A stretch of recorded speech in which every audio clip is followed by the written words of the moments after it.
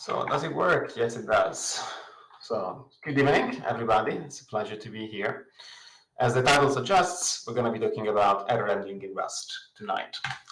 Before we get started, in case I haven't had the pleasure to meet you, a little bit of an introduction. My name is Luca Palmieri, and I work as a principal engineer at TrueLayer, a financial technology company based in London. I also happen to be the co-organizer of the Rust Random Meetup. I look after the code dojos, and in particular, we're going to have one this Saturday, which is going to be remote as well. So if you haven't seen the announcement and you search for Rust Random Meetup, you can find the code dojo. Is an amazing opportunity to come and act together with other people who are getting started with Rust or good with Rust and want to work on some projects together. Strongly recommend. And if you want to know about what I'm doing, you can find me on Twitter. That's pretty much the best place to track me.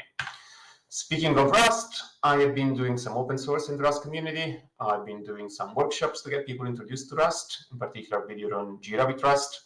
I've done some work in the web space, so faster Docker builds, easier testing of HTTP clients, tracing integrations into ActixWeb, logging in general, all the bits and pieces that I happen to solve because they are my own problems when doing applications. The last year and a half, I spent most of my time on Zero to Production in Rust, which is an opinionated introduction to backend development that uses Rust as the main language throughout the book. It's almost complete, 10 chapters out of 11, so if you're curious, go and check it out. And the whole talk today is basically a translation of one of the chapters, the one about error handling. So if you've read the book, you might hear some rhymes. So that, why are we talking about error handling? It's mostly because I hear more often than I like that error handling in Rust is hard. And I think that there is truth into that sentence. There are challenges in doing error handling correctly. But I think more often than not, what that sentence actually hides is that error handling in general is hard.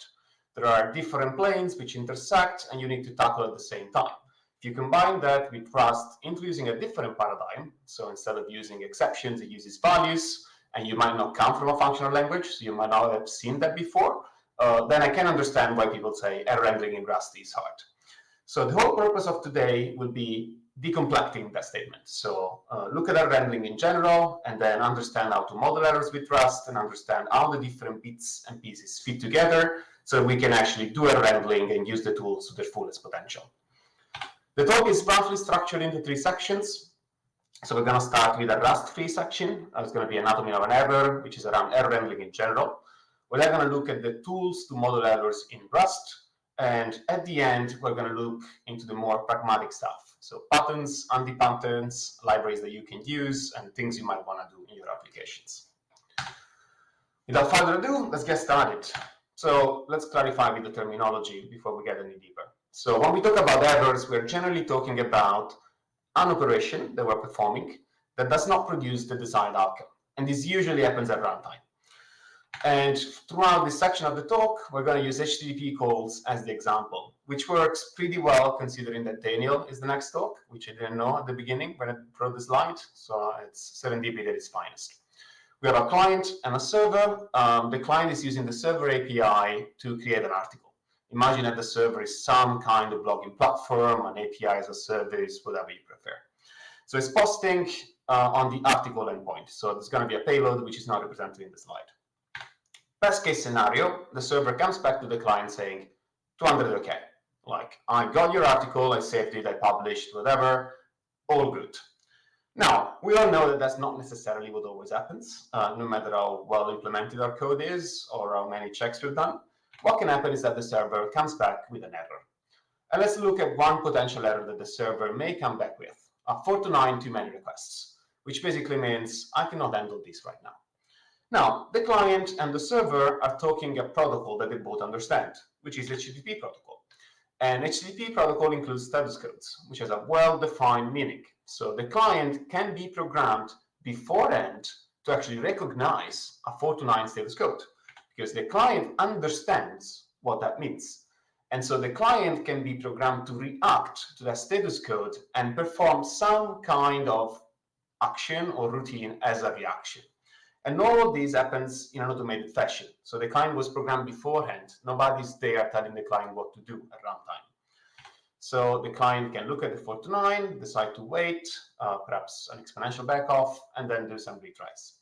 And if we're lucky, those retries are going to result in a success. So what we actually get is an automated recovery. So the client got an error condition, managed to perform some actions, and actually managed to get a success. If you're a user using this client software, you don't actually realize that an error happened. You might notice a little bit of higher latency, considering there's been a bunch of retries, but from your point of view, it was a 200, just a slow one, which is good. Like, that's when software works. There's other types of failure modes which cannot be resolved as easily. So let's imagine that the server comes back with a different error this time, which is a 400 bad request. And the server is telling the client that the data they submitted in the post-article request is not quite up to scratch, like doesn't actually meet the requirements of the server. In particular, the title cannot be empty, title which was part of the body that the client submitted.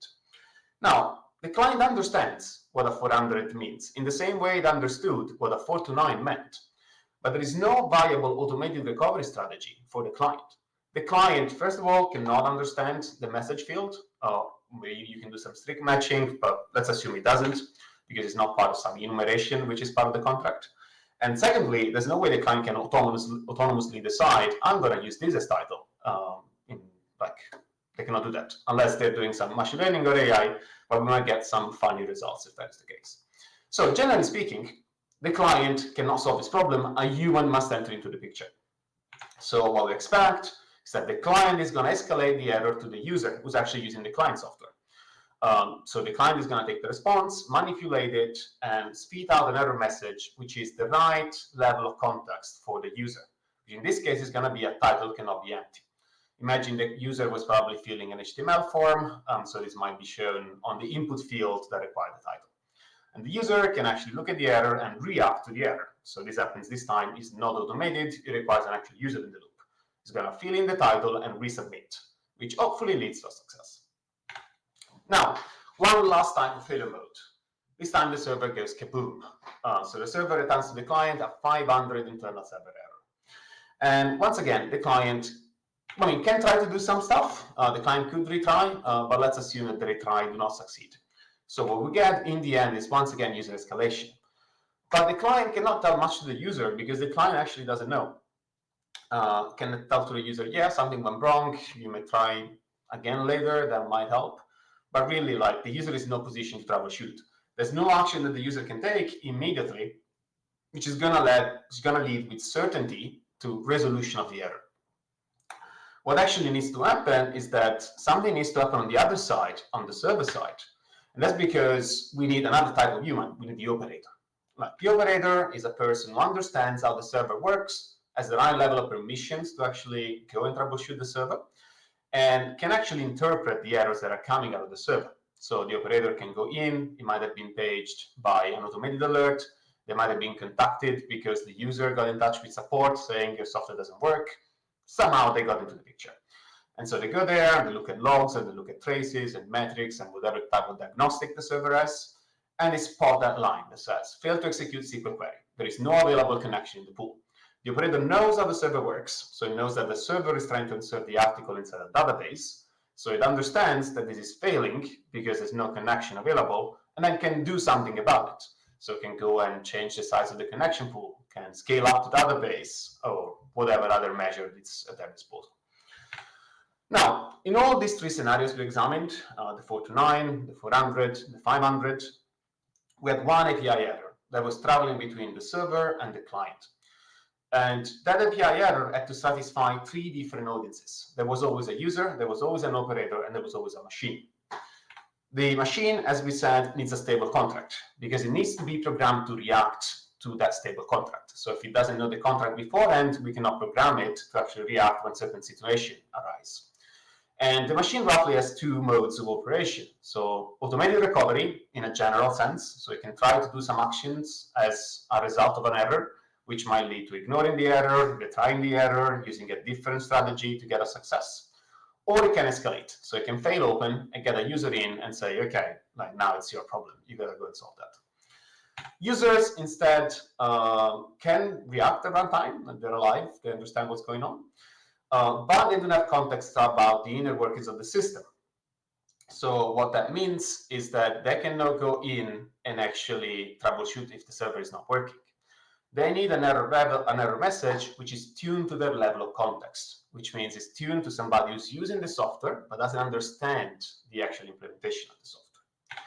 Last but not least, we have operators. Operators understand the inner working of the system, so they understand how the all different things fit together, or they can get to understand it given enough time. So what they need is as much context as possible. They need to get each piece of diagnostic data they can possibly get, because every single one of those is a breadcrumb they might want to follow when they're trying to debug.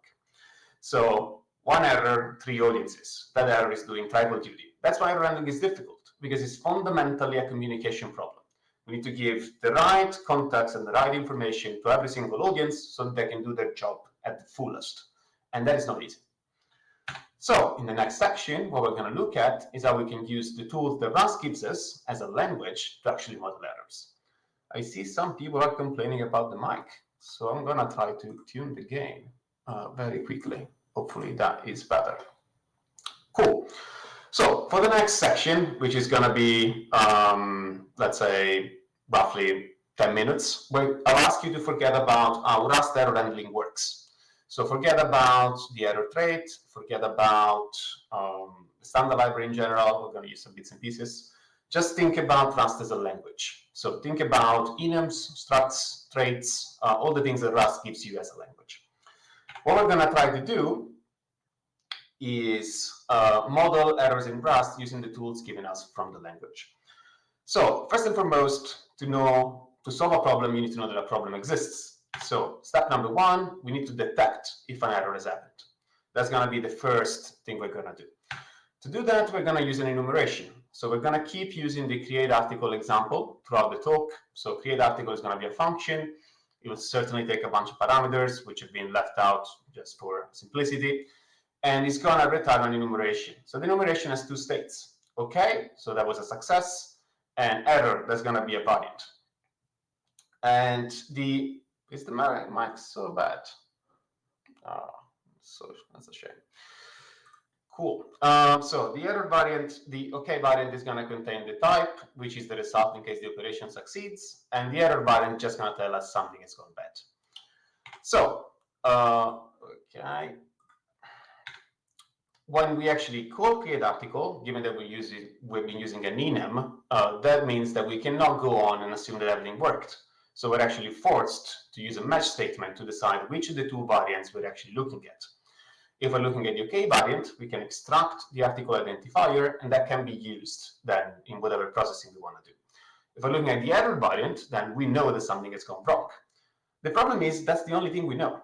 Like, the only thing we know is that something has gone wrong, which basically means we have no details, and we cannot actually give a very useful error message. We're forced to say something is wrong, and that's pretty much where it stops.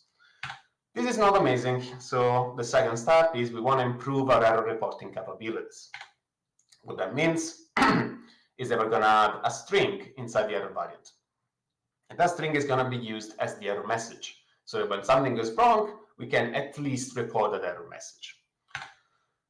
This unfortunately works but doesn't work, because as we said before, we have 2 audiences, like we have users and we have operators. If we're only optimizing for users, then the operators are not getting enough details. If we're only optimizing for operators, then the users are getting a lot of details that they don't understand, which is definitely a bad experience. So this, it's better than before, but makes everybody pissed, depending on who you optimize for. So third step, we want to provide different error messages to users and operators. And we're going to do that in the most obvious way possible. So we're going to add another field. So we're going to have a user report field, which is a string, and we're going to have an operator report field, which is also string. And so when something goes wrong, we can log the operator report so that gets to the operator. We're using the tracing crate here as an example. And we can print the user report, assuming that goes to the user. Probably could be an HTTP response, could be some error shown on the screen, you name it, doesn't matter. Unfortunately, one this is okay for error reporting, doesn't quite work for control flow. If we want to do different actions like retries, as we discussed before, we need to go and do string matching. Like, we need to go and say, does the error report contain this sentence? which is not great because the operator report might change. It's not part of the API contract. If it changes, we're not going to notice because the project is going to keep compiling, and then our code is now actually going to be invoked. So all in all, not a great experience. What we want is we want a stable contract, which enables us to do proper control flow, robust, that's going to be there even if things change and we're going to notice. And the way you do that is you add another generic parameter. So we're going to have an error type parameter. It's going to be an additional field inside the error variant. That error can be any type, but we're going to use an enumeration because we have a finite number of errors. So once again, finite number of states, enums are what kills the game. So we're going to use a create article error, that's 3 variants, and this allows us, instead of doing string matching, as we were doing just a few moments ago, to actually go and match the specific variant. This has a variety of advantages. If that variant disappears, the code is going to break. So we're going to know that that is no longer a failure mode possible. So we can remove a bunch of that code. If new variants are introduced and we're actually using a match statement, we're going to get a compilation error because our match is no longer exhaustive. So we're going to have to go and think, how should I handle the new error that has just popped up? So all in all, this is good enough for us to do control flow. So to decide if this happens, I'm going to do this. But as you might imagine, there's a little bit of duplication here because we have a user report, an operator report, and an error type. And the error type probably contains overlapping information with what's contained inside the user report and the operator report. Furthermore, the user report and the operator report are generated in any case, even if they're not used. So even if we retry, for example, and that actually leads to us succeeding, we still generate a user report that was never used. So there's a bunch of string allocations and general inefficiency that we don't like. So what we can do is we can try to make that lazy. Now, we could do this by adding 2 methods, a user report method and an operator report method that return a string. But the standard library, now I'm going to bring it back into the picture, has 2 methods that we already know. There's 2 traits that we already know. One is called debug and the other one is called display. So debug is usually used and suggested for use when you want to get some developer representation of a type down into the nitty-gritty.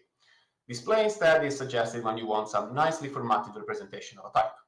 And so we can hijack these 2 traits and say, we're going to use debug for the operator report, and we're going to use display for the user report. And so it's just enough for the error type to implement these 2 things. And so then if we need, we can generate the reports we need. And these are in demand, so there's no waste. They're only generated when they're needed. SixStep.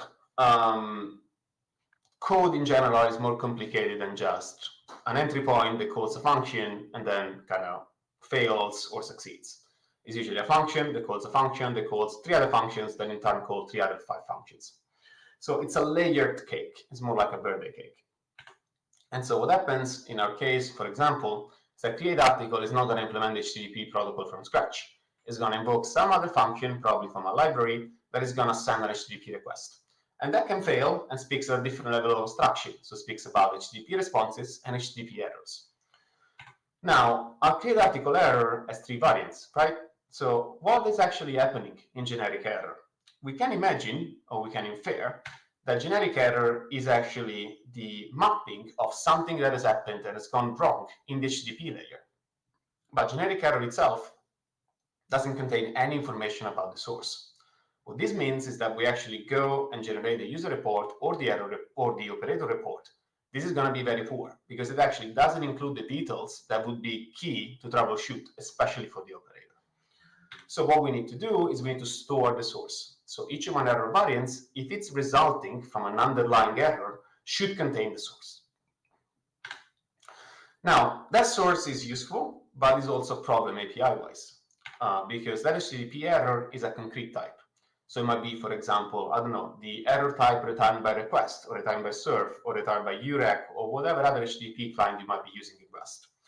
And you don't want to change or break your API when you change the implementation of create article. So you want to be able to swap, for example, HTTP client implementation without having to bump up your library major version. So one thing we can use is a common technique in Rust called type erasure. So we still want to store the source, but we don't want to expose the type. And one way to do that is to use trait objects, which is basically to say, I have a pointer to a type. I don't know what type it is. I only know that that type implements the display trait and the debug trait. And this is allocated on the heap. We're using a box. So there's a little bit of a runtime cost in terms of allocation and in terms of dynamic dispatch. Now, this doesn't quite compile because trait objects are restricted. So you cannot have trait objects for multiple traits, which are not auto traits. Auto traits being sent, sync, sized, and a few other things. So the usual pattern is that you define a new trait, which requires the other two traits as prerequisites, and then you use that in your trait object. So that's why we're going to introduce an error trait, which requires its implementers to implement the bug in display. And then we're going to say that the source is a trait object for the error trait. And this works. As I said before, though, once again, it's not a function that calls a function that calls a function. This can go a lot deeper. Function that calls a function that calls a function that calls a function. So we need to be able to get the source of the source. And at this point in time, that doesn't quite work, because the only thing we know about the source, by definition of it being a trait object, is that it implements the error trait, which means it can be displayed as an operator report and as a user report, nothing else. There's no way for us to get the source. So what we need to do is we need to change the error trait. We need to add a source method in there, which we can use to get the source of that error. This returns an option because this might be the leaf error, so the very first error that was generated, in which case there is no source. Or this could be an intermediate error, in which case there is a source. For the same reason that we don't want to show the concrete type, here as well we're using a trait object. So we're adding the actual type of the source. Now, we've come quite far, and you could actually go and use this fallible type and this error trait to go and do error handling.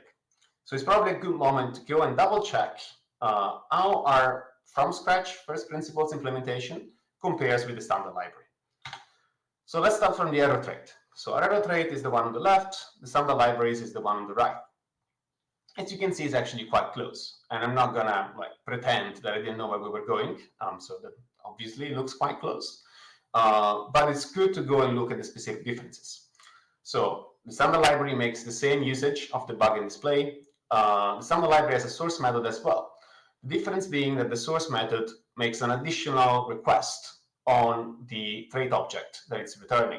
So it requires it to be valid for a static lifetime. And this is a technical reason which is useful to be able to downcast, so to get a concrete type back from the trait object. As you can see, originally the standard library had a different method named cause, which had exactly the same signature of our source method. So they got time to learn and to iterate. We just did something in 20 minutes, so that's pretty fair. You can see also that the standard library has a deprecated description method, which originally filled the same purpose of the display implementation. So it was meant for a user-facing report, or a nicely formatted error representation. When we look at the fallible, so at our actual concrete enum, the one that replaces result from the standard library, is extremely similar. The main difference is that our type requires the error generic parameter to implement the error trait. The standard library doesn't. There's two reasons for that. The first one is the standard library tries to be more conservative, so it tries to apply the trait bounds where they're needed. So you might find, for example, that calling expect on a result requires the error to actually implement the bug, because otherwise there's no way to represent them. The second reason is that there are specific types that are actually very useful as error type, which do not implement the error trait.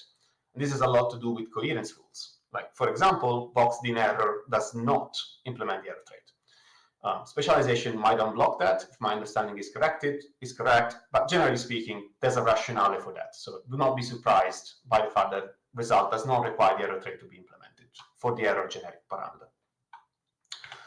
Now, that was quite a long diversion. So we kind of built our way into error handling from scratch. So general understanding of error handling, general understanding of the Rust language, kind of married the two together. We're now going to have a look at what that means in practice. So when you actually go and try to do error handling in your own applications. Source of water required. Speaking of water.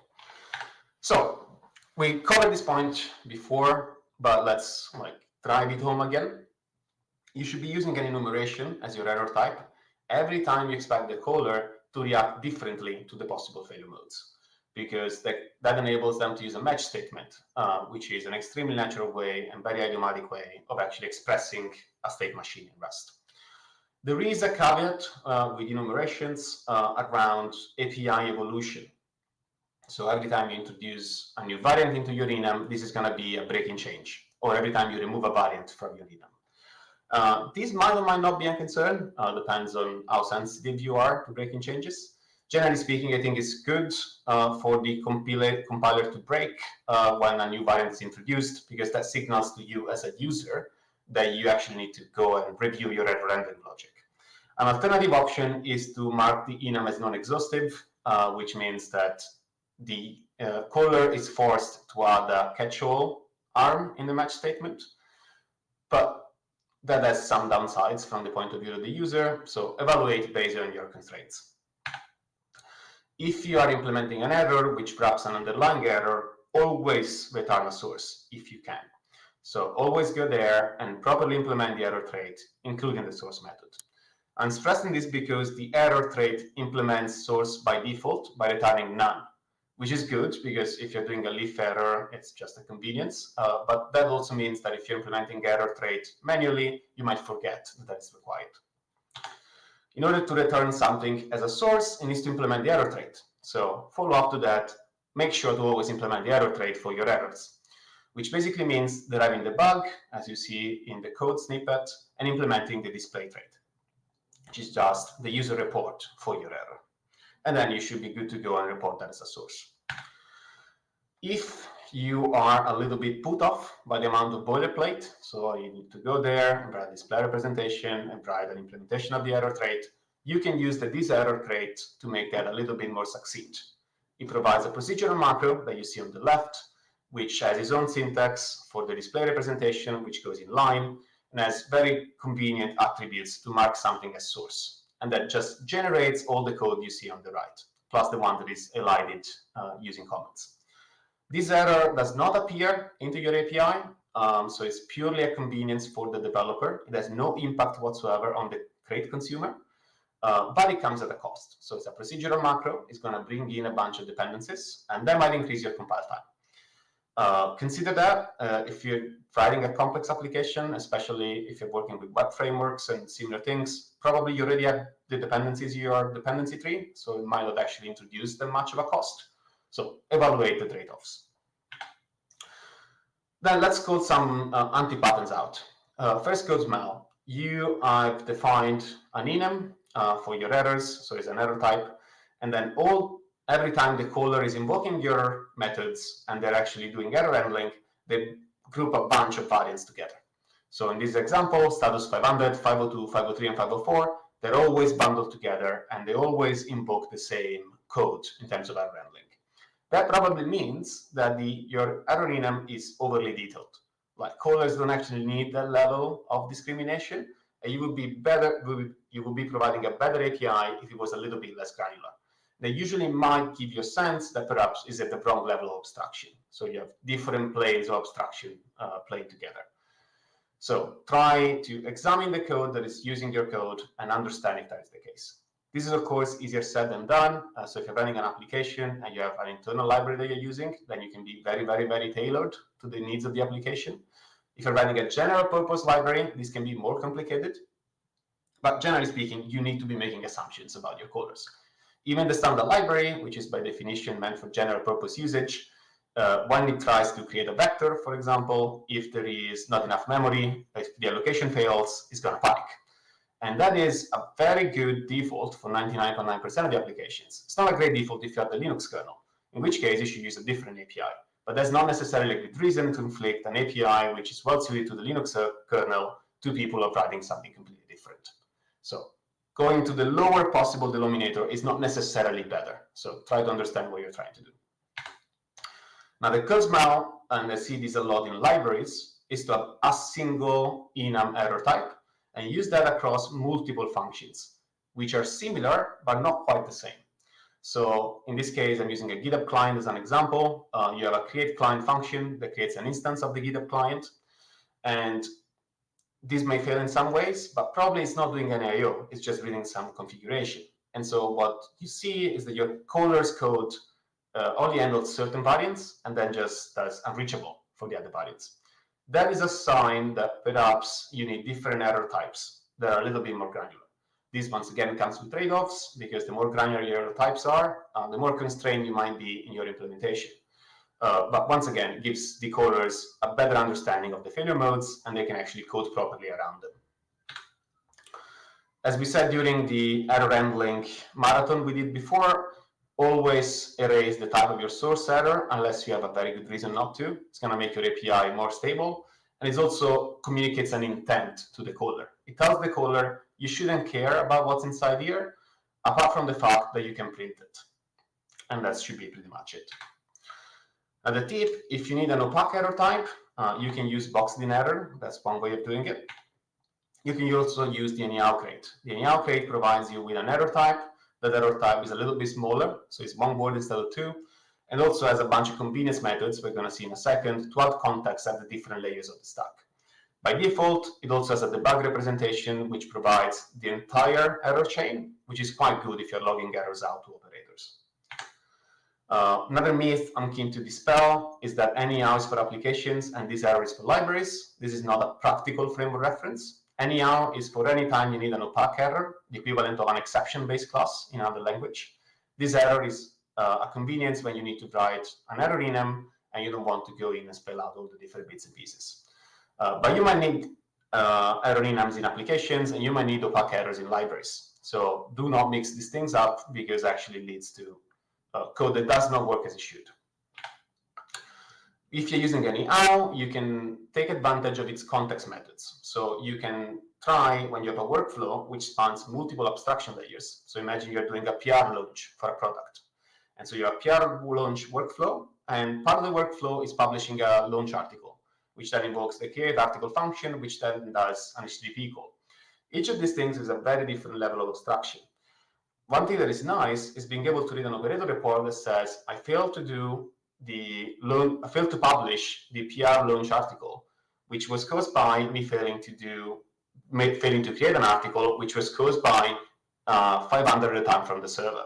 So you can see the intent at the top, and then you go into the implementation details. That makes it very easy for an operator to understand what's going on. So if you're using anyhow, take advantage of this. And as we stressed throughout the call, every time we were talking about source, you really need to capture the whole error chain in your logs. Otherwise, it's very difficult for operators to go and troubleshoot something that says, I failed to create an article, or failed to open a connection. Like, what were you doing? What's the context around that? Why am I doing that? Try to give them the full context. So use that source method to its fullest. But last but not least, do not just spam errors throughout. Do not log errors continuously every time you touch an error. You want to log an error when you're handling it. So that might be when you manage to resolve it automatically, or if it's never handled at the very top of the application. So that might be in the main function, that might be in a middleware if you're doing an API. There you have the full context and you can print the entire operator report to the level that gives the maximum context to the operator. An operator receives too many signals, is left confused as to what it needs to look at. And that was the last tip of this talk. So I hope it was interesting for the past 30 minutes. I realize I focus mostly on recoverable errors because I think that's where most of the doubts are when it comes to error handling in Rust. Panics are a lot easier to an extent. It's when something is unrecoverable and you just want to print something out to the user. If you have any questions, I'm happy to take them.